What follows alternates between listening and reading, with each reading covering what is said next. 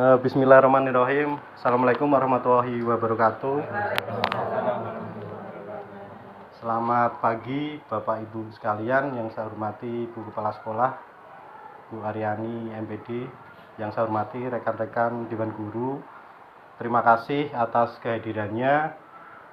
Saya akan melakukan pengimbasan ya untuk aksi nyata modul 1.4, yaitu menyebarkan pemahaman dan pengalaman dalam penerapan budaya positif. Jadi ini nanti berkaitan dengan kedisiplinan positif sama keyakinan kelas dan segitiga restitusi. Jadi untuk pengantarnya yang pertama yaitu sebetulnya ini hal baru juga ya, untuk saya ya. Jadi bukan berarti saya di depan ini lebih pandai dari Bapak Ibu, tidak. Jadi apa yang sudah saya dapatkan diharapkan bisa diimbaskan ke kawan-kawan rekan sejawat yang lain, seperti itu.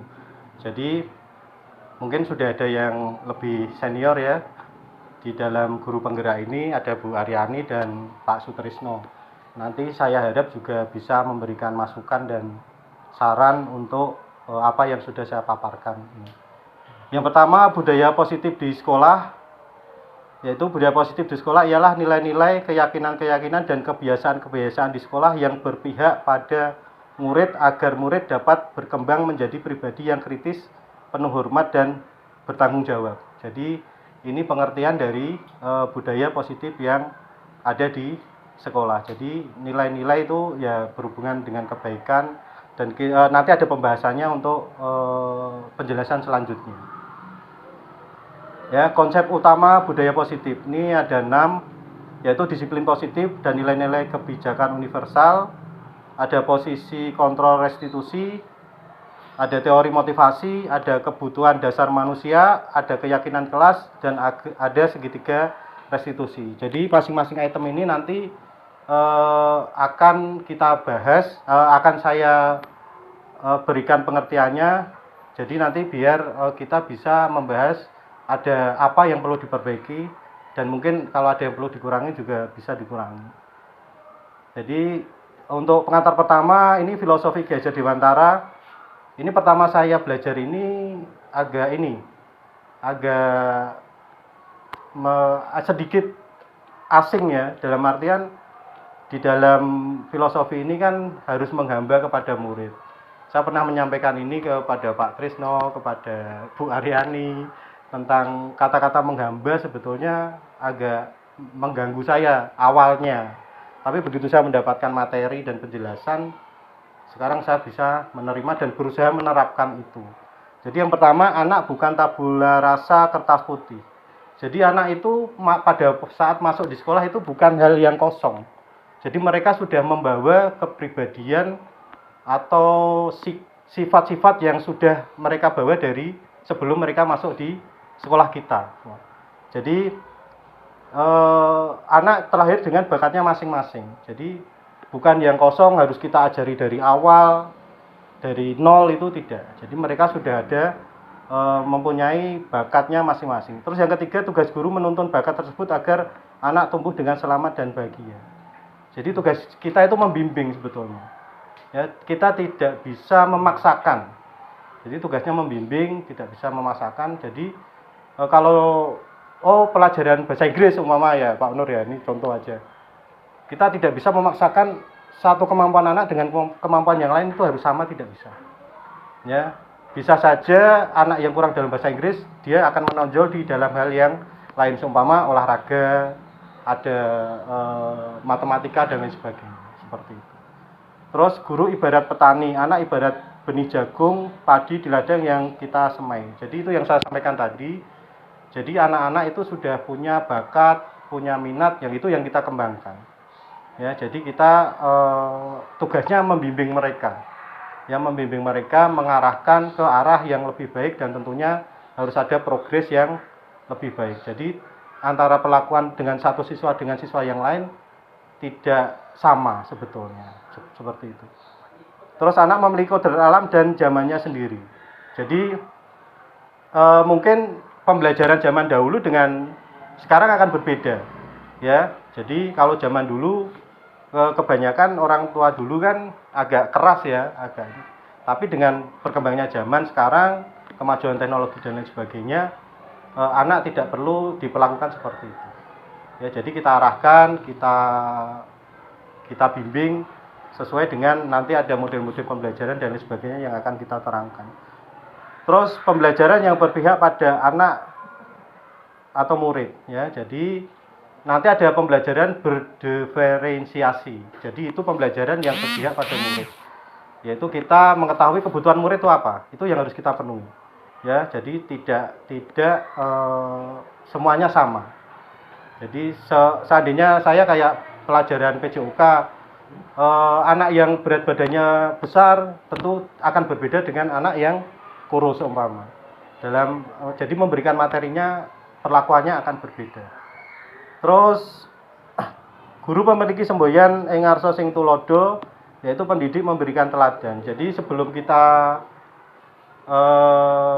menyuruh atau membina anak dan lain sebagainya, kita harus memberikan contoh yang betul dulu kepada anak-anak. Jadi guru itu yang akan ditiru oleh anak-anak. Terus yang kedua, ing madya maun karsa, pendidik selalu berada di tengah, terus memulai dan memotivasi. Jadi kita tidak ada menyalahkan. Nanti pada saat pembahasan segitiga restitusi itu sebetulnya tidak ada kata-kata hukuman ya Bapak Ibu ya. Jadi yang ada itu konsekuensi. Jadi nanti kita akan bahas seperti itu. Terus yang ketiga, Tutwuri Handayani, pendidik selalu mendukung dan mendorong peserta didiknya untuk maju. Itu memang tugas seorang guru yang harus kita lakukan. Selanjutnya paradigma baru. Pembelajaran dengan paradigma baru yaitu pembelajaran dirancang dengan prinsip pembelajaran berdiferensiasi sehingga setiap murid belajar sesuai dengan kebutuhan diri untuk mewujudkan profil pelajar Pancasila ya. Jadi yang saya sampaikan tadi, kita ini harus menerapkan pendidikan berdiferensiasi. Jadi secara tidak sadar kita itu sudah melakukan itu sebetulnya ya. Cuman konsep-konsepnya nanti biar lebih runtut, lebih tertata rapi ya, kita memang harus mengetahui itu seperti apa ya. Terus paradigma baru, ilusi guru mengontrol murid, ilusi bahwa semua penguatan positif, efektif dan bermanfaat, ilusi bahwa kritik dan membuat orang merasa bersalah dapat menguatkan karakter, ilusi bahwa orang dewasa memiliki hak untuk memaksa ya. Jadi ini makna kontrol yang harus diluruskan sebetulnya ya. Jadi ilusi guru mengontrol murid, bahwa semua penguatan positif, efektif dan bermanfaat, ilusi bahwa kritik dan membuat orang merasa bersalah dapat menguatkan karakter, ilusi bahwa orang dewasa memiliki hak untuk memaksa. Jadi ini paradigma baru yang muncul sekarang. Selanjutnya disiplin positif. Kita udah mulai masuk di disiplin positif ya.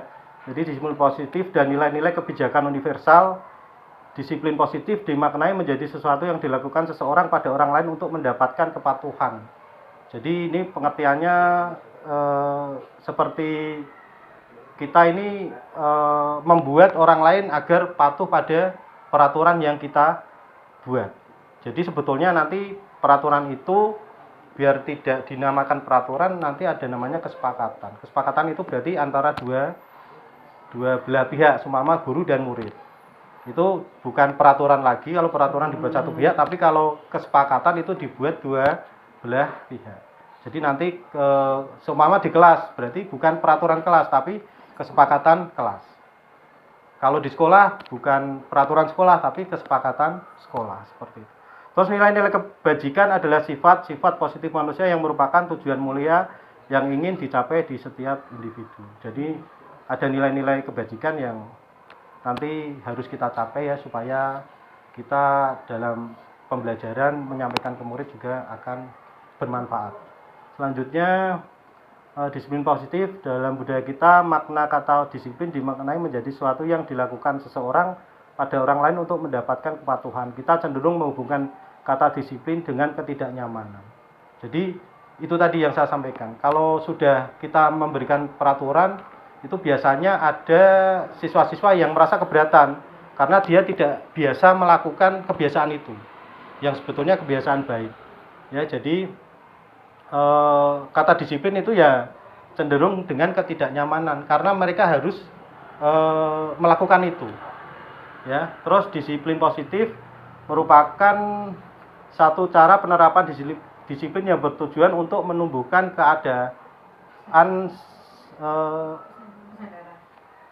kesadaran untuk memberdayakan anak untuk melakukan sesuatu tanpa sogokan, ancaman maupun hukuman. Jadi kita itu membentuk siswa menumbuhkan kesadarannya, ya seperti apa. Jadi itu nanti ada di segitiga restitusi. Ya, terus sebagai pendidik tujuan kita adalah menciptakan anak-anak yang memiliki disiplin diri sehingga mereka bisa berperilaku dengan mengacu pada nilai-nilai kebajikan universal dan memiliki motivasi intrinsik bukan ekstrinsik. Jadi itu nanti bagaimana caranya kita membuat anak nyaman, tapi dengan tetap melakukan kedisiplinan yang harus mereka lakukan memang seperti itu. Jadi ini saya belajar baru mendalami baru beberapa bulan dan terus terang aja bisa agak merubah gaya mengajar saya, perlakuan saya ke anak-anak itu memang sangat berdampak. Itu yang saya rasakan secara pribadi ya Bapak Ibu. Tapi memang hal ini tidak bisa kita paksakan karena memang sebelum masuk ke situ kita harus diberi masukan-masukan yang sudah seperti yang saya terima seperti itu. Terus nilai-nilai kebijakan universal. Ini profil pelajar Pancasila tentunya kita sudah tahu semua ya. Profil pelajar Pancasila mandiri, bernarasitis, kreatif, ya bergotong royong, berkebinekaan global, beriman, bertakwa kepada dan berakhlak mulia. Jadi ini berkaitan nanti dengan visi sekolah sebetulnya ya. Jadi kita visi sekolah kita nanti kalau bisa mencerminkan ini nanti biar membentuk profil pelajar Pancasila. Tapi sepertinya ini sudah kita laksanakan ya Bapak Ibu ya. Jadi kayak mandiri, terus bergotong royong dengan kegiatan-kegiatan yang kita lakukan meskipun secara tidak langsung kita tidak menyadari kita sudah melakukan hal-hal ini semua ya. Seperti itu. Selanjutnya kebutuhan dasar manusia ya. Ini ada 5 kebutuhan dasar manusia, yaitu yang pertama bertahan hidup, kebutuhan untuk kasih sayang dan rasa diterima, kebutuhan akan penguasaan, kebutuhan akan kebebasan, kebutuhan akan kesenangan. Jadi ini 5 kebutuhan dasar manusia yang sebetulnya harus terpenuhi. Ya. Selanjutnya ya ini untuk bertahan hidup ya. Kebutuhan bertahan hidup survival ya adalah kebutuhan yang bersifat fisiologis untuk bertahan hidup, misalnya kesehatan, rumah dan makanan.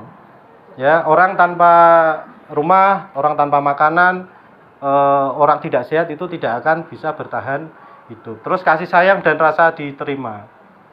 Jadi kebutuhan untuk disayangi dan diterima meliputi kebutuhan akan hubungan dan koneksi sosial. Kebutuhan untuk memberi dan menerima kasih sayang dan kebutuhan untuk merasa menjadi bagian dari suatu kelompok kebutuhan. Kebutuhan ini juga meliputi keinginan untuk tetap terhubung dengan orang lain seperti teman, keluarga, pasangan hidup, teman kerja, binatang peliharaan dan kelompok di mana kita tergabung. Jadi kehidupan ini memang harus seperti yang disampaikan, harus seperti kita berpasangan ya, terus berinteraksi sosial, mencari kenyamanan kan seperti itu. Terus penguasaan, pengakuan. Kebutuhan ini berhubungan dengan kekuatan untuk mencapai sesuatu.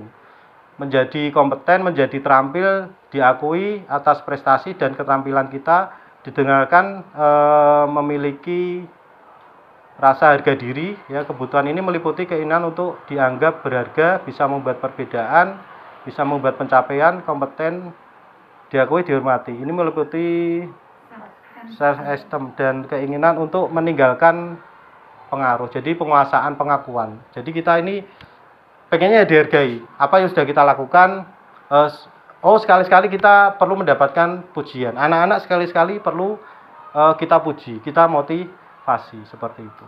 Terus kebebasan. Kebutuhan untuk bebas adalah kebutuhan akan kemandirian, otonomi, memiliki pilihan dan mampu mengendalikan arah hidup seseorang. Anak-anak dengan kebutuhan kebebasan yang tinggal menginginkan pilihan, ya, dan seterusnya. Terus yang terakhir, kesenangan. Kebutuhan akan kesenangan adalah kebutuhan untuk mencari kesenangan agak tidak kelihatan ya, bermain dan tertawa. Jadi kesenangan ya kalau anak-anak ya bermain, kan mereka senangnya bermain, berinteraksi dengan kawan-kawannya dan lain sebagainya. Ya, ini 5 kebutuhan dasar manusia yang memang harus terpenuhi. Selanjutnya slide-nya Pak Lukman tolong. Teori motivasi, hukuman, penghargaan, dan restitusi. Ini kita udah masuk di sini ya Bapak Ibu ya. Selanjutnya Pak, teori motivasi, suatu kondisi dari diri individu yang mendorong atau menggerakkan individu tersebut untuk melakukan kegiatan untuk mencapai suatu tujuan. Jadi kalau kita menginginkan sesuatu, pasti kita memerlukan motivasi untuk mendapatkan sesuatu itu ya. Jadi itu sudah masuk di teori motivasi. Selanjutnya motivasi perilaku manusia. Itu yang pertama, menghindari ketidaknyamanan dan hukuman. Murid melakukan disiplin diri karena dirinya takut dihukum. Tindakan ini merupakan motivasi intrinsik ya. Jadi ini berarti menghindari ketidaknyamanan. Oh, takut dihukum. Jadi dia berusaha untuk disiplin tadi. Terus mendapatkan imbalan atau penghargaan dari orang lain. Murid melakukan disiplin diri karena dirinya ingin mendapatkan imbalan. Tindakan ini merupakan motivasi ekstrinsik. Ya, jadi dia ada motivasi untuk mendapatkan imbalan. Paling enggak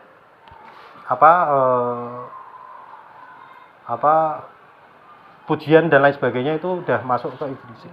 Terus menghargai nilai-nilai kebajikan diri sendiri. Murid melakukan disiplin diri karena sadar akan nilai kebajikan dirinya. Tindakan ini merupakan motivasi intrinsik. Yang ini ya yang diharapkan nanti kita bisa berlakukan di dalam motivasi siswa-siswa kita ya, di dalam intrinsik. Meskipun yang 2 tadi melekat ya, tidak bisa terhindar dari situ. Terus motivasi, terus konsep disiplin dengan identitas gagal. Ya, ini hukuman. Kalau hukuman ini pasti akan timbul rasa menyakitkan, tidak nyaman, murid takut, memaksa murid menyembunyikan kesalahan, murid menjadi rendah diri. Dan ini yang biasa terjadi di sekolah. Dan ini biasa kita lakukan, termasuk saya sendiri masih melakukan itu. Ya, semoga nanti saya bisa merubah hal ini. Ya, jadi bertolak belakang dengan penghargaan. Jadi pengaruh jangka pendek dan jangka panjang, penghargaan tidak efektif, penghargaan merusak hubungan, penghargaan mengurangi ketepatan, penghargaan menurunkan kualitas, penghargaan mematikan kreativitas, penghargaan menghukum atau ranking. Jadi ini konsep disiplin dengan identitas yang gagal ya. Jadi ini yang sebetulnya tidak boleh kita lakukan terhadap murid-murid kita. Seperti itu. Selanjutnya Pak Lukman. Nah, ini masuk kita ke pendekatan restitusi. Ya. Restitusi adalah proses menciptakan kondisi bagi murid untuk memperbaiki kesalahan mereka sehingga mereka bisa kembali pada kelompok mereka dengan karakter yang lebih kuat. Ini dapat dari referensinya dari Gosen ya 2004. Restitusi juga merupakan proses kolaboratif yang mengajarkan murid untuk mencari solusi untuk masalah mereka dan membantu murid berpikir tentang orang seperti apa yang mereka inginkan dan bagaimana mereka harus memperlakukan orang lain ya. Jadi pendekatan restitusi ini sangat bagus sekali dan ini pun saya baru mendapatkan ini. Dan ini kalau bisa nanti kita terapkan di sekolah kita, betul-betul kita terapkan. Jadi kita tidak ada penghakiman kepada murid seperti tadi, kita harus menciptakan untuk memperbaiki kesalahan mereka sendiri. Jadi kita memberikan motivasi. Tapi kadang manusiawi juga ya. Kadang saya juga tidak bisa spontan refleks. Ya, tidak bisa melaksanakan ini. Tapi setelah tahu ini ya kita paling enggak bisa berusaha sedikit menerapkan ini nanti. Ya, harapannya seperti itu. Selanjutnya konsep disiplin dengan identitas sukses. Kalau tadi identitas gagal, sekarang identitas sukses ya. Jadi ada konsekuensi. Yang pertama menguatkan jangka pendek. Terus perlu monitoring berkelanjutan, stimulus, respon. Terus murid menghormati peraturan, kehilangan waktu untuk merenungi kesalahan. Terus restitusinya, murid bertanggung jawab terhadap perilakunya, fokus pada pemecahan masalah jangka panjang, murid menghormati dirinya dan orang lain. Terus teori kontrol, dirinya yang memegang kontrol, dan murid bersemangat memperbaiki kesalahan. Jadi kalau tadi yang negatif, sekarang identitas yang gagal, sekarang identitas yang sukses. Dan ini yang diharapkan bisa terjadi di sekolah kita, ya. Jadi dengan murid-murid kita nanti seperti itu, ya. Tapi ini tidak mudah Bapak Ibu, karena berhubungan dengan diri kita sendiri sebetulnya. Memperlakukan murid kita seperti apa, seperti itu. Selanjutnya pendekatan restitusi. Dilanjut aja Pak. Nah, perbedaan. Ini antara hukuman, konsekuensi, dan restitusi. Ini sudah kita bahas. Hukuman yaitu guru menghukum murid yang terlambat dengan hukuman memungut sampah di halaman sekolah selama 10 menit. Ya, ini contoh. Ini contoh aja. Ya, saya pun melakukan itu. Boleh ketawa Pak, kita boleh ketawa. Terus guru marah dan murid menjadi takut. Ya, ini yang namanya hukuman. Ya. Jadi kalau yang lebih positif itu sebetulnya yang saya bilang tadi tidak hukuman tapi konsekuensi. Itu setingkat di atas hukuman sebetulnya. Ya. Guru memberikan konsekuensi kepada murid yang terlambat untuk melakukan kegiatan pemanasan sendiri dengan menambah jumlah waktu pemanasan menjadi 2 kali lipat seumpama ini kalau di PJOK, ya. Guru tegas dan murid menghormati peraturannya. Jadi itu. Jadi kalau bisa nanti di peraturan sekolah, di kesepakatan kelas dan sebagainya, kita menghindari kata-kata hukuman. Jadi yang kita pakai adalah konsekuensi. Jadi konsekuensi apa yang akan mereka dapatkan setelah mereka nanti melanggar kesepakatan yang sebetulnya sudah mereka buat. Karena tidak peraturan lagi tapi kesepakatan, seperti itu. Terus restitusi, guru menanyakan keyakinan kelas atau dirinya dan membantu murid yang terlambat untuk menyelesaikan masalahnya. Terus guru terbuka dan murid menghormati dirinya dan orang lain. Ya, ini sebetulnya agak susah karena yang terlambat itu aja ya Pak Onur ya. Jadi kayak seperti tidak ada perubahan. Jadi itu yang menguji kesabaran kita sebetulnya. Ya. Jadi saya harap nanti dengan pengimbasan ini ya agak berdampak lah. Tapi ini memang susah ini. Susah untuk kita terapkan di lapangan karena itu tadi kesabaran kita mungkin ada batasnya, kita manusia biasa ya. Karena sudah dikasih tahu berkali-kali dan cuman kita harus terapkan itu sebetulnya. Terus posisi kontrol restitusi. Yang pertama ini kita tinggal milih yang mana ini. Ya. Yang paling kita hindari yaitu yang pertama, yaitu penghukum. Yaitu hukuman fisik maupun verbal. Ya verbal itu ya dengan bully dan lain sebagainya. Kalau hukuman fisik kan seperti lari, ya suruh push up, set up atau olahraga. Ya terus membuat merasa bersalah, merasa tidak nyaman, bersalah atau rendah diri. Ya contohnya seandainya murid rame di dalam kelas, ya. Jadi kita sampaikan ke murid, "Oh, ini lo gara-gara kalian saya jadi kena tegur kepala sekolah seumpama. Karena kalian udah diberi tugas masih aja keluar kelas. Masih aja rame, masih aja gaduh." Nah, ini jadi Bapak kena panggil kepala sekolah, kena tegur. Nah, itu membuat murid merasa tidak nyaman, merasa bersalah gitu. Terus yang ketiga, kita memposisikan kontrol restitusinya sebagai teman. Ya, bisa negatif ataupun positif. Jadi kadang juga kita tidak boleh terlalu dekat dengan murid Bapak Ibu. Karena mereka kadang belum bisa memilah antara kedekatan dengan akrab dan lain sebagainya. Jadi memang harus ada batasan yang tentunya tidak terlalu ini, ya. Itu. Terus sebagai pemantau, ya. Kita memposisikan diri kita sebagai pemantau, yaitu mengawasi dan bertanggung jawab peraturan-peraturan dan konsekuensi. Ya, jadi ini yang umum dilakukan, kita lakukan. Ya, terus yang paling bagus ini yang terakhir. sebagai manajer. Jadi berbuat sesuatu bersama, memiliki keterampilan di posisi teman maupun pemantau. Jadi kita membimbing, ya, membimbing siswa. Jadi ya, nah, nanti Pak Onur jadi manajer ya yang bagus. Ya seperti itu.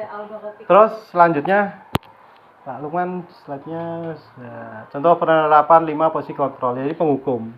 Ya, kamu harus mematuhi peraturan sekolah. Sekarang kamu dihukum membersihkan halaman sekolah umpama. Ini contoh tindakan penghukum, ya. Terus pembuat rasa bersalah. Nih, mau berapa kali Bapak harus memberitahu kamu, Bapak kecewa sama kamu. Ini membuat siswanya merasa bersalah. Atau contoh yang tadi saya sampaikan.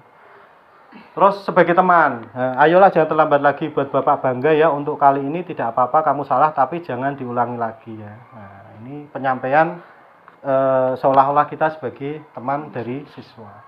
Terus yang ketiga pemantau, kamu sudah melanggar, kamu tahu kan peraturan dan konsekuensinya. Jadi kita mengingatkan, memberitahu bahwa kalau dia sudah melanggar kesepakatan yang sudah dibuat, peraturan yang sudah dibuat, maka dia akan menerima konsekuensi yang ada. Tapi biasanya konsekuensinya ya Pak, yaitu tadi seperti memungut sampah ya Pak Onur ya, dan lain sebagainya. Gitu. Terus sebagai manajer, apabila kamu tahu kesalahan kamu, kira-kira bagaimana kamu akan memperbaiki kesalahanmu. Jadi ini yang diharapkan bisa diterapkan nanti. Jadi anak itu bisa berpikir dan dia penuh kesadaran bisa memperbaiki kesalahannya sendiri. Seperti itu. Tapi kadang ini juga ada tipe-tipe anak yang susah melakukan hal seperti ini. Ya, jadi itu yang tadi saya bilang akan susah diterapkan kepada anak tertentu, tapi ya kita berusaha aja. Ya, berusaha untuk menjalankan fungsi kita sebagai manajer di sekolah. Nah, terus ini kita masuk ke keyakinan kelas. Ya, ini pasti sudah kita lakukan semua karena semuanya pernah menjadi wali kelas. Jadi nilai-nilai keselamatan atau kesehatan inilah yang kita sebut sebagai suatu keyakinan, yaitu nilai-nilai kebajikan universal yang disepakati secara tersirat dan tersurat, lepas dari latar belakang suku, negara, bahasa maupun agama. Ini pengertian secara umum ya Bapak Ibu ya. Jadi mencakup berbagai aspek kesepakatan atau aturan yang sudah berlaku di dalam kelas tersebut. Selanjutnya Pak Lukman. Bagaimana pembentukan keyakinan kelas? Yang pertama, keyakinan kelas bersifat abstrak daripada peraturan yang lebih rinci dan konkret. Jadi kalau peraturannya lebih detail. Kalau ini seumpama pelajaran saya jangan ada yang terlambat untuk masuk ke kelas. Seumpama. Gimana kita tawarkan ke anak-anak? Gimana ada yang keberatan? Seumpama. Terus keyakinan kelas berupa pernyataan yang universal, jadi secara umum, ya tidak secara khusus. Terus pernyataan keyakinan kelas senantiasa dibuat dalam bentuk yang positif, ya pasti itu. Terus keyakinan kelas hendaknya tidak terlalu banyak sehingga mudah diingat dan dipahami. Kalau ada peraturan kelas sampai 20 aturan ya itu terlalu banyak. 4 atau 5 aturan itu sudah cukup sebetulnya. Semua kelas tidak boleh gaduh, kelas harus selalu bersih dan sebagainya. Ya, semua warga kelas sebaiknya ikut berkontribusi dalam membuat kesepakatan atau keyakinan kelas lewat curah pendapat. Ya. Jadi mereka itu berpendapat. Jadi kita tidak mengeluarkan peraturan, tapi kita juga menawarkan ke mereka apakah mereka nanti tidak keberatan untuk melakukan hal tersebut. Terus yang keenam, bersedia meninjau kembali keyakinan kelas dari waktu ke waktu. Jadi bisa kita revisi. Jadi kok kayaknya keyakinan kelas ini anak-anak kurang bisa menerapkan. Jadi mereka lambat atau keberatan, ya itu bisa kita rubah sewaktu-waktu. Jadi biasanya yang kita lakukan yaitu di dalam kelas anak suruh maju ke depan, keinginan mereka apa yang mereka inginkan di kelas tersebut. Jadi kelas harus selalu rapi. Jadi mereka nulis satu-satu, jadi tinggal kita sepakati mana yang akan kita ambil untuk keyakinan kelas tersebut. Ini contoh keyakinan kelas. Keyakinan kelas 1, kelas 7, keyakinan kelas 7 ya. Kami meyakini bahwa sangat penting untuk menghormati semua orang dan barang milik orang lain. Nah, ini contohnya. Jadi menghormati barang milik orang lain ya tidak boleh memakai barang temannya seumpama tanpa seizin kawannya. Itu masuk dalam keyakinan kelas. Terus bekerja. kami meyakini bahwa sangat penting untuk mengerjakan segala pekerjaan atau mengikuti kegiatan yang telah ditugaskan. Terus diterima dan dimiliki. Kami meyakini bahwa sangat penting untuk merasa diterima pada suatu kelompok dan saling peduli satu dengan yang lain. Ini contoh-contoh keyakinan kelas. Selanjutnya Pak. Tahapan perwujudan budaya positif ya. Jadi tadi ada budaya positif, lingkungan positif, keyakinan kelas, dan peraturan kelas. Ini semakin mengerucut ya. Jadi yang di bawah itu peraturan kelas. Sebetulnya nanti bisa lebih spesifiknya ke keyakinan kelas. Seperti itu. Selanjutnya Pak. Nah ini kita masuk ke segitiga restitusi. Ya. Jadi kalau di siswa ada masalah ya, kita bisa menerapkan ini. Bisa menerapkan segitiga restitusi yang tujuannya supaya anak ini nanti bisa menyadari kesalahannya dan dia mencari solusi untuk dirinya sendiri. Ya. Jadi ada validasi tindakan yang salah, terus ada menstabilkan identitas, ada menanyakan keyakinan. Ya ini yang di sampingnya ini alasannya apa mereka melakukan itu. Terus ada cara yang lebih efektif untuk mendapatkan yang kamu butuhkan, seumpama. Ini kata-kata pemantiknya ya Bapak Ibu ya. Terus setiap orang pasti pernah melakukan kesalahan. Kamu bukan satu-satunya yang pernah melakukan kesalahan. Jadi yang menstabilkan identitas ini cenderung untuk menguatkan mereka. Kalau itu bisa diperbaiki seperti itu. Terus yang menanyakan identitas, keyakinan kelas apa yang telah disepakati, kamu ingin menjadi orang yang seperti apa. Jadi kita yang meyakinkan menanyakan keyakinan itu kita keyakinan kelas yang sudah dilanggar itu apa sebetulnya itu. Jadi kesepakatan yang sudah kamu buat dan kamu langgar itu apa. Ya. Nah, terus yang validasi tindakan yang salah ini kesalahan dia, ya, kita cari tahu alasannya apa. Dia berbuat seperti itu apa. Adakah cara yang lebih efektif untuk mendapatkan apa yang kamu butuhkan seperti itu. Seumpama dia meminjam barang kawannya tanpa izin dan lain sebagainya, kita untuk validasi tindakan yang salah kita bisa memakai kalimat-kalimat pemantik yang ada di sampingnya. Selanjutnya Pak. Terus tahapan penerapan restitusi ya, menstabilkan identitas. Tadi kita semua akan melakukan hal terbaik yang bisa kita lakukan, yaitu berbuat salah itu tidak apa-apa. Jadi tidak ada manusia yang sempurna. Saya juga pernah melakukan kesalahan seperti itu. Ini contoh-contoh kalimat-kalimat yang bisa kita utarakan ke siswa ya Bapak Ibu ya. Jadi kamu berhak, apa kamu sedang menjadi teman yang baik buat dirimu sendiri dan sebagainya. Terus validasi tindakan yang salah, semua perilaku memiliki alasan tadi yang saya bilang. Jadi mereka itu melakukan itu dengan alasan apa? Ini ada kalimat-kalimat pemantik ya. Padahal kamu bisa melakukan hal yang lebih baik dari ini. Kamu pasti punya alasan mengapa melakukan hal itu. Kamu patut bangga pada dirimu sendiri karena kamu telah melindungi sesuatu yang penting buatmu. Nah ini kalau kayak kalimat seperti ini, kamu patut bangga pada dirimu sendiri karena kamu telah melindungi sesuatu yang penting buatmu. Kalau kemarin dicontohkan suatu tindakannya ini, barang dia diambil kawannya, jadi dia ada timbul perdebatan, akhirnya dia memukul kawannya. Ya, jadi dia melindungi sesuatu yang yang penting buatmu seperti itu. Itu contoh-contoh kejadiannya. Ya. Terus selanjutnya menanyakan keyakinan. Kita semua memiliki motivasi internal. Apa yang kita percaya sebagai kelas atau keluarga? Apa nilai-nilai umum yang kita telah sepakati? Apa bayangan kita tentang kelas yang ideal dan kamu mau jadi orang yang seperti apa? Itu meyakinkan. Jadi yang menanyakan keyakinan ini cenderung ke solusi apa nanti yang mau dia lakukan ya setelah dia melakukan kesalahan. Selanjutnya refleksi diri, aksi nyata budaya positif ya. Jadi setelah melakukan aksi nyata di modul 1.4 budaya positif ini, saya menyadari bahwa banyak kekurangan dalam proses pembelajaran yang perlu saya perbaiki. Jadi memang ini sangat berdampak Bapak Ibu ya. Jadi setelah saya belajar baru 4 modul ya. Modul 1.1 sampai modul 4 ini itu bisa baru sedikit ya.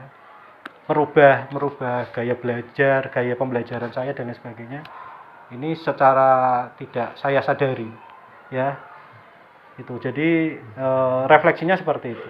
Terus saya juga menyadari bahwa saya terlalu fokus terhadap ketuntasan materi pembelajaran yang harus dicapai dan lupa bahwa murid yang saya ajar butuh perhatian dan butuh kepedulian dalam menyelesaikan permasalahan belajarnya. Jadi murid itu tidak cuma membutuhkan nilai ketuntasan, itu bukan tujuan utama sebetulnya. Jadi ada pembentukan karakter dan lain sebagainya yang bisa kita itukan. Jadi kenyamanan siswa dan lain sebagainya. Terus dalam posisi kontrol yang juga sering memposisikan diri sebagai penghukum dan pemberi rasa bersalah, yaitu sering saya lakukan. Tapi ini udah saya rem-rem, ya, karena saya pengen menerapkan apa yang sudah saya dapat, ya. Jadi saya berusaha berusaha merubah itu, meskipun ada kendala-kendala dan ada kesulitan-kesulitan, ya, yang saya hadapi.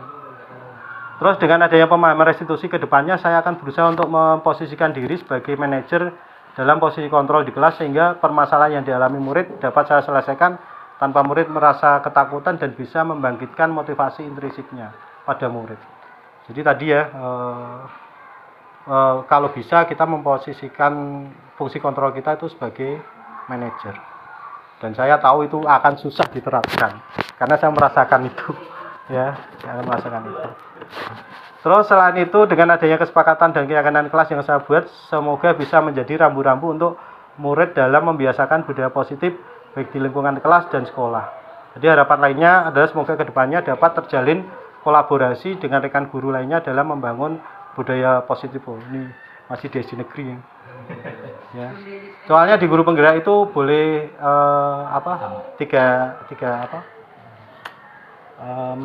melihat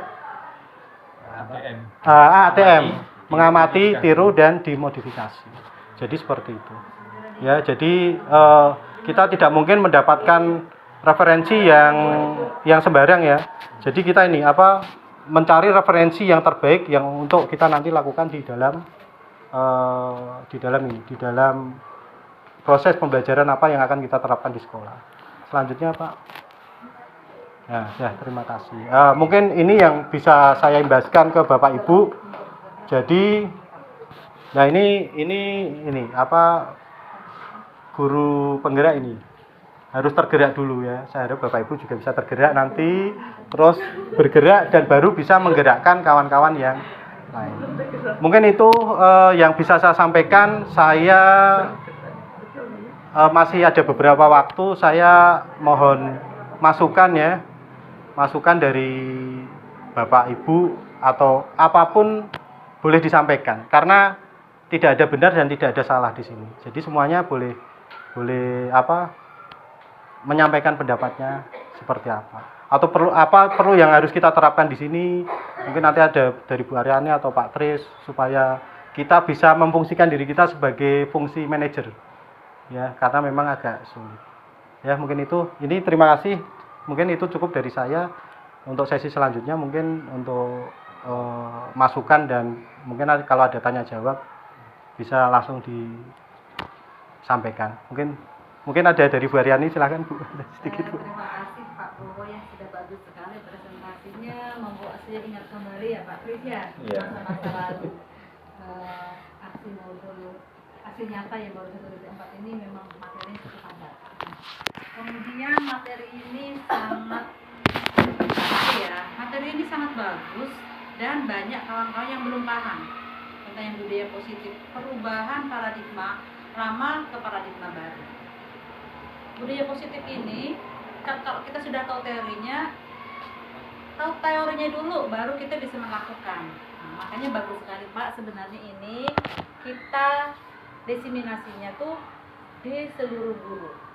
Kalau hanya sedikit ini kurang kan? Nah, jadi kalau seluruh guru tahu bagaimana menghukum itu seperti apa. Ya, di dalam kelas saya masih menemukan tuh Pak, di dalam kelas berdiri dulu di bawah, di luar. Itu kenapa? Karena mungkin belum paham. Jadi masih menggunakan sifat hukuman. Ya, tapi sebaiknya apa? Ketika ada masalah, anak tidak mengerjakan PR, kita solusinya dengan segitiga restitusi. Kenapa kawan melakukan seperti itu? Karena belum paham. Maka pengimbasannya perlu, Kak. Boleh nanti pada kombel ulang kembali supaya teman-teman yang suka menghukum, suka tidak masuk, paham. Ya. Nah, boleh Pak. Jadi nanti boleh diimbaskan kembali dengan yang lebih simpel ya. Kayak segitiga restitusi itu mungkin baru berikan contoh, kemudian kasih masalah, teman simulasi, seperti itu, seperti kita di guru penggerak, sehingga kawan akan paham seperti apa segitiga restitusi itu penting sekali. Saya sebagai kepala sekolah juga harus menggunakan segitiga restitusi ketika teman-teman punya masalah. Nah, tapi kadang-kadang kita tidak lakukan, padahal sudah dapat ilmunya ya Pak Tris ya. Nah, kayak besok ini ya, ada hari ini nih misalnya, nanti kita akan ada diskusi tentang hal-hal terkait dengan kantin. Itu kan saya harus menggunakan segitiga restitusi dalam memecahkan masalah ini. Nah, seperti itu. Terima kasih Pak Bowo, masukan saya nanti pada saat Pombel boleh diulang kembali ke seluruh Dewan Guru supaya akan menemukan paradigma baru bagaimana budaya positif seharusnya. Terima kasih. Ini dari kawan-kawan yang lain, silakan Aris, kamu. Saya untuk kebetulan di sekolah. Tak proposal dosa ya. Assalamualaikum Pak, saya sangat apresiasi sekali ya buat Pak Bowo yang sudah sampai pada modul 1.4. Tentu juga perjuangan yang luar biasa ya Pak Bowo ya untuk menuju sampai saat ini. Mudah-mudahan Pak Bowo tetap semangat sehingga nanti saya berharap bisa finish dengan lancar. Dan saya kira betul tadi yang disampaikan oleh Bu Aryani, mungkin pada saat kompel nggak apa-apa Pak Bowo kita sampaikan ke kawan-kawan supaya kawan-kawan juga bisa menerima, bisa tahu ini adalah mungkin juga ilmu-ilmu baru yang bisa diadopsi oleh rekan-rekan guru. Kemudian kedepannya mari kita coba sama-sama kali ya, karena memang untuk siswa kita ini hampir tiap hari kita menjumpai masalah pasti. Ada aja 1-2 siswa ketika kita berada di kelas itu ada yang aneh-aneh, dan disitulah kita tertantang untuk menerapkan segitiga restitusi. Ini adalah hal-hal yang memang sangat baik untuk ditiru dan dipraktekkan oleh rekan-rekan guru. Dan tentunya juga untuk mempraktekkan itu, saya sendiri juga mengakui itu juga seperti tadi Pak Bowo disampaikan, remnya ini harus pakem gitu. Harus pakem, dan tentunya rem ini kan juga harus ibarat spare part itu harus kita periksa. Artinya kita saling mengoreksi, mungkin juga bisa berdiskusi dengan rekan-rekan guru, karena bisa aja kan kita ini kadang itu terlepas. Nah, dengan adanya diskusi, kerjasama, kolaborasi dengan rekan-rekan guru itu mungkin ya kita bisa menguasai, mengontrol diri, sehingga ketika kita menjumpai siswa bermasalah, tentunya harapannya kita bisa menangani dengan baik dengan menerapkan segitiga restitusi. Terus mungkin satu lagi Pak Bowo ya, nggak apa-apa Pak Bowo ya. Mungkin masukan terkait dengan ATM tadi, amati, tiru, dan modifikasi.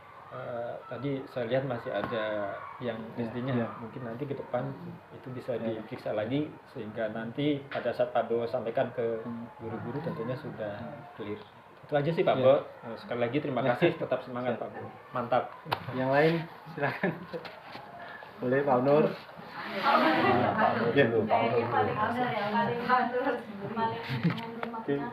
Gimana Pak Nur? Untuk penerapannya apa kira-kira nanti akan terkendala apa Pak seandainya? Saya ini sebenarnya ini udah bagus, maksudnya dalam artian untuk menjadi guru ya, sebenarnya dari dulu memang harusnya kita memang memandang objek anak ini bukan sebagai subjek, tapi memang bukan sebagai objek tapi sebagai subjek yang benar-benar punya pemahaman masing-masing. Nah sebenarnya kan pemasukannya gimana gitu juga ngasih pemahaman ke anak-anak gitu. Sebenarnya begitu. Yang istilahnya konsekuensi kayak tadi Pak di situ ada hukuman, ada konsekuensi dengan satu restitusi. Ya, restitusi. Sebenarnya kita udah lakukan itu tiga-tiga. Maksudnya dalam level 1 yang ringan, 1 yang berat, dan paling berat sebenarnya kita udah lakukan. Yang istilahnya memang konsekuensinya tetap aja nanti kalau memang udah berkali udah ditanya.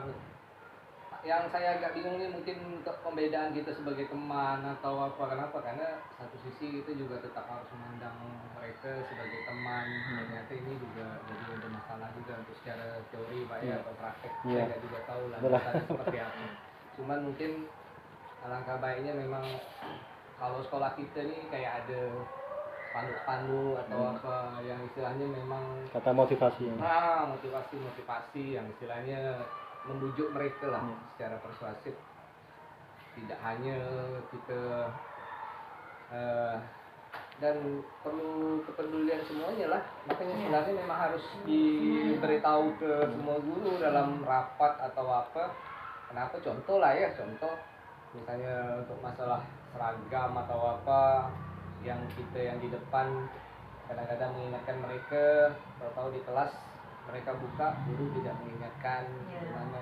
Makanya kadang-kadang kan lepas kontrol kita di situ, makanya perlu kesatuan di situ, yang satu visi satu misi. Jadi saya di depan di sini sebagai kesiswaan mengingatkan mereka untuk berpakaian dengan cara, mungkin kita harus ubah caranya Bu ya yang istilahnya menjelaskan fungsi. Tapi kan kalau setiap hari seperti itu capek juga, jadi mungkin sama-sama lah di kelas juga bisa kesatuan guru dan murid-murid juga bisa paham ya kenapa mereka harus memakai seragam lengkap. Mereka ini kan sebenarnya yang paling penting ini kan aplikasi-aplikasi harian gitu. Sederhana maksudnya yang bisa mereka ngerti lah. Jadi kita ada gambar-gambar atau apa yang istilahnya bisa dogma. Ini kan sebenarnya kita memasukkan dogma mereka setiap hari. Jadi dengan Itu yang dia lihat, yang dia lakukan. jadi istilahnya kan ini nggak ada juga indikator ya untuk hasilnya seperti apa, karena proses kan nggak bisa juga kita hari ini kita ingatkan besok mereka berubah kan, harus kontinu. Saya rasa cukuplah dari saya, mudah-mudahan saya dimaafkan atas segala yang saya buat selama ini. Ini kan foto servis. Yang menarik dari Pak Anu di sini, kalau kita membuat misalnya seperti kayak dogma tadi, apa dan contohnya apa Pak, misalnya yang harus kita buat nih, atau nanti Pak Bowo sebagai penggerak nih, buat apa nih untuk membuat anak menjadi Mesti dipikirkan sistem yang bisa kita lakukan aja di sekolah ini. ya, apa yang nanti Pak Bowo perlu lakukan sebagai guru penggerak ini nanti, apa ya untuk menyebarkan budaya positif yang bisa dilihat anak, diamati. Anak kan lebih melihat dulu nih, kan apa dalam bentuk poster kah, dalam bentuk standing banner kah, atau kan bisa kita lakukan tentang budaya positif Atau pembiasaan, atau kita bikin kayak ada satu pentas seni yang istilahnya mereka kan saya tertarik yang waktu di SMP 1 tuh mereka bikin apa ya, bikin apa nama lupa saya, jadi mereka bikin kayak pentas ya kasus bully itu kayak apa, kasus apa, mereka tuh misalnya mereka belajar dari situ. Dengan menonton dia akan masuk juga ya. Jadi istilahnya kayak drama gitu drama, jadi istilahnya kita terus-terusan seperti itu. Jadi misalnya ya berarti nanti judulnya budaya positif, dalam bentuk apa drama nanti dibannerkan, kemudian ada pelaku-pelakunya gitu ya Pak. Iya, saya sama yang waktu dulu saya itu yang waktu tim apa mereka bikin duta apa lupa saya. Nah itulah tuh yang mereka tuh, dan itu memang nggak gampang, mereka bikin kayak ada modulnya apa segala, jadi buat mereka tuh kebanggaan tersendiri. Mereka bikin film, mereka bikin kayak operet, mereka bikin tari-tarian, dan memang untuk mereka kayak duta. Jadi dengar dari, jadi kayak gini Pak Bo, jadi mereka tuh kayak di kelas, contoh lah ya yang mereka terapkan, mereka dibikin pameran gitu, mereka ada peta-peta tuh, peta misalnya kelas A ini yang sering berantem nih, mereka kasih tanda di situ. Jadi yang kelas ini mereka bikin mapping dulu, itu duta yang buatnya. Kelas ini banyak kejadian ini, kelas ini banyak kejadian ini, jadi mereka udah mapping di situ. Dan alhamdulillah saya nengok dari gurunya pun cerita kasus bullying apa segala udah berkurang drastis yang di situ.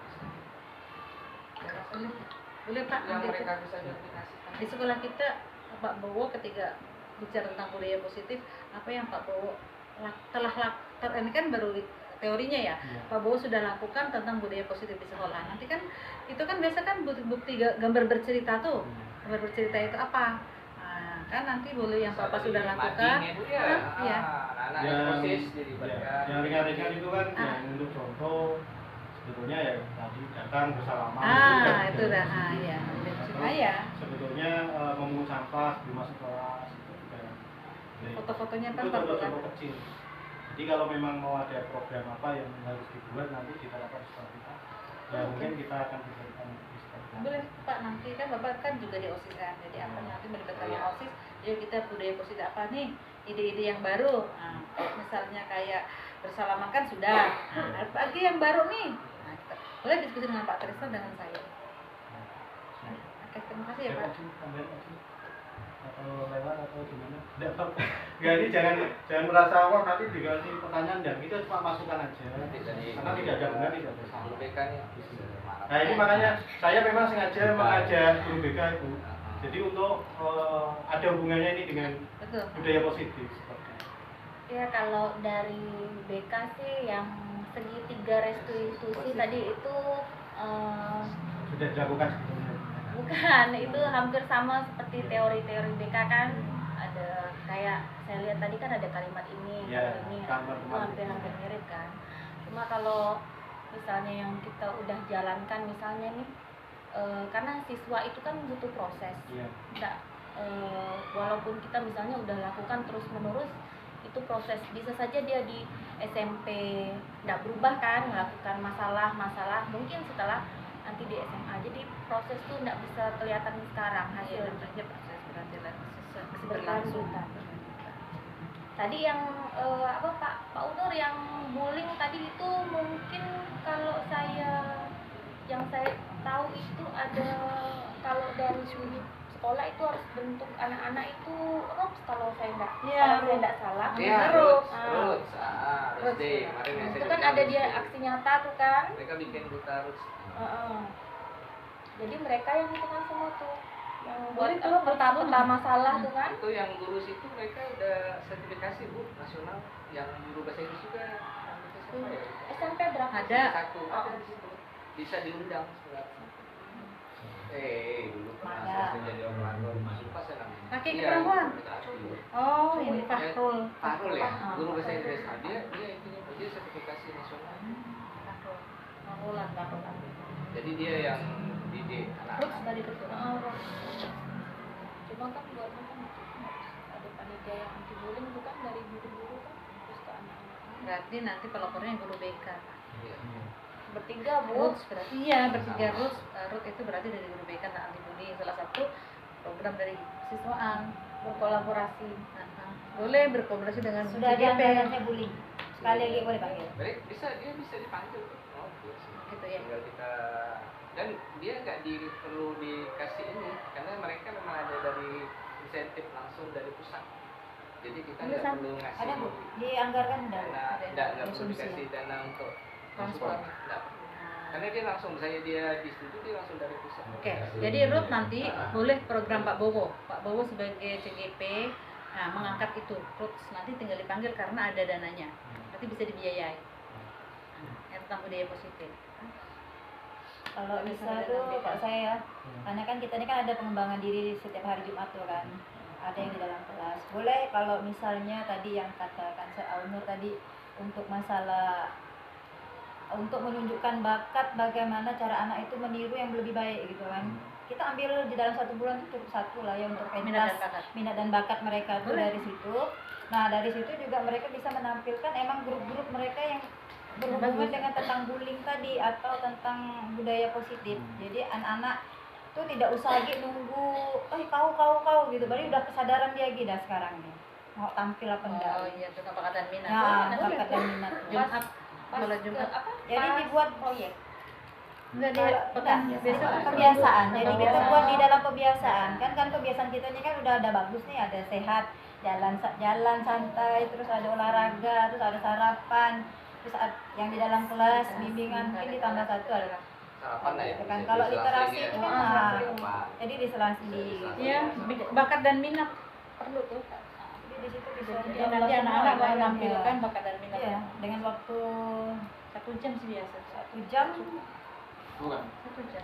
Enggak, Iya. enggak, jadi Kalau gini. misalnya ya termasuk ya, jadi kalau misalnya mau buat kayak gitu kalau bisa sebulan sekali itu 1 Iya. hari Jumat itu kita free kan, Iya. kita full kan, free kan, jadi dia mereka fokusnya di situ,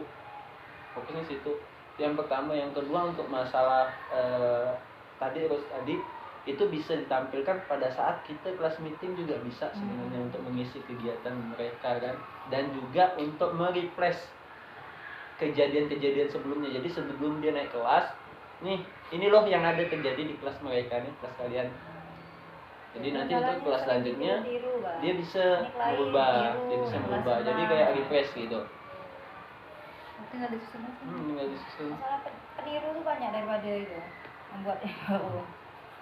Itu ada klien Karena Satu Lukman klien tuh apa, sebelah. baru jalan nggak nih melibatkan siswa untuk mereka latihan senam. Jadi kalau Lukman nggak ada, mereka bisa mimpin. Jadi kegiatan itu jadi langsung cepat. Iya. Nah, jadi kita berdayakan mereka, kayak Ya, mentorin student mereka. agency Iya. ada. Student agency Pak, nanti akan belajar itu. Jadi kalaupun memang Lukman nggak ada, ini anaknya udah ada. Jadi tinggal dia nggak bakalan batal kerja Jumat senamnya, nggak bakalan batal, mereka udah siap dengan senam-senamnya. Kita udah ada buat itu. Udah, keren. Udah, Senam apa itu Pak? ya senam Kreasi? bukan senam kreasi sih Bu, yang hitungannya biasa bisa dibilang tuh aerobik. Aerobik yang ya yang mereka mau dulu lah. Kita anukan yang mau dulu mereka. Sesuai dengan kemauan dia. Kalau kita langsung plak apalkan ini, dia tidak mau. Kayak Lukman kemarin nyuruh dia SKJ 88. Apa tuh Pak gerakannya kayak gitu? Enggak. Jadul.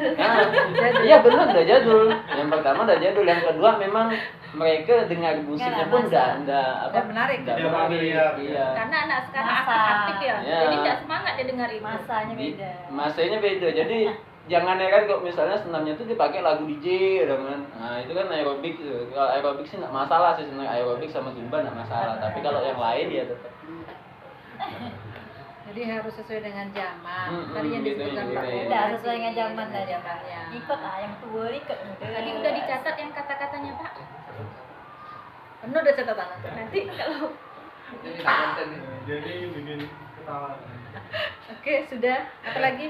Mau ada lagi enggak Bapak Ibu? Jangan cukup ya. ada lapar. 1, 2, 3, 4, Saya 5, 6, terima 7, kasih 8, Bapak Ibu 9. atas diluangkan waktunya untuk saya ya. Iya Pak, Langsung sama-sama. ke depan ya. Oke Pak, siap. Apa nanti bisa kita kembangkan. Kan nanti boleh nanti itu di pas pada saat ini, pada saat kombel.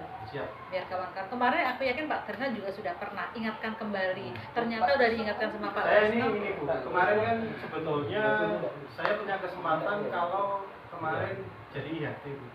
Saya tuh mau, kan kawan kumpul semua, saya minta waktu 1 jam semua. Boleh. Enggak, iya, yang terus ini saya kan kepotong waktu, saya harus mengumpulkan ini nanti hari Rabu. Jadi kalau nunggu IHT lagi, saya tidak bisa. Hari Nanti kalau itu pun nggak apa-apa pas kita kombel. Ulang kembali tentang itu lebih didetailkan lagi di budaya positif, kemudian dan segitiga restitusi. Karena tadi tuh yang hukuman-hukuman Matikan dan dulu itu bagus. yang masih di kelas tuh saya lihat tuh dulu di lantai yang di depan sih dah yang di depan tuh yang suruh bersih itu. Yaudah saya tutup ya. Oke. Bapak Ibu terima kasih atas keluangan waktunya. Saya harap nanti bisa kita terapkan nanti di sekolah kita Pelan-pelan lah. semampu kita.